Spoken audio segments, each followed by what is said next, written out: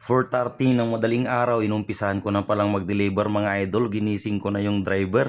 Kaya ayan, kahit na antok pa siya, pinilit niyang gumising para maaga rin kami makapag-deliver at maagang matapos. Galing pa sa Bauco Mountain Province kasi ang sayote natin mga idol, kaya ayan, puyat na puyat ang ating driver.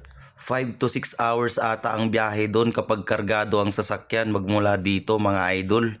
Kaya iindayin talaga nila yung pagod, puyat. Kaya ayan, pagdating nila dito, antok na antok talaga sila mga idol. Kaya sa lahat po ng mga driver dyan, shout out po sa inyong lahat. Mag-iingat po kayo lagi sa inyong biyahe mga idol. At ayan na mga idol, sinisinyasan ko na patras yung sasakyan kasi dyan po kami magdi-deliver ng sayote sa pwesto mga idol. At ayan na nga mga idol, pagkatapos nakaparada yung sasakyan, inumpisa na namin agad magbaba ng sayote mga idol. Marami-rami rin palang ibababa naming sayote dyan mga idol kasi ang order sa bus namin ay 100 bags. Kaya 100 bags din ang ibababa namin dyan mga idol.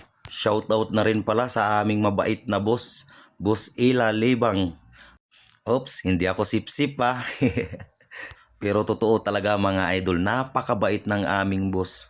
At isa rin po siya na sumusuporta sa aking pagbablog. Kaya maraming salamat sa iyo, Boss Ila Libang. Napakabait mo po.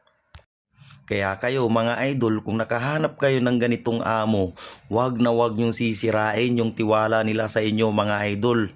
Dahil kapag nasira yung tiwala nila sa inyo mga idol, wala na. Ang hirap humanap ng ibang trabaho mga idol.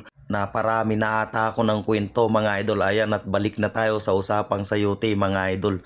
Pagkatapos namin palang nag-deliver sa mga pwesto mga idol, ayan, at nag-deliver na rin tayo sa mga tracking. Yang dinideliver namin sa tracking mga idol ay dadalhin yan sa Divisoria mga idol.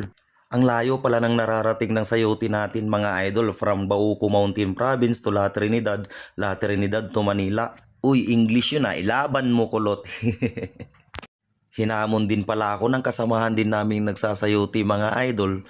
Paunahan daw kung sinong unang matapos. Patulan ko sana mga idol, ipusta ko tong sasakyan na pinang-deliver namin ng sayote. Kaso naisip ko hindi pala sa amin to, baka magalit si boss. Sasakyan niya pala to.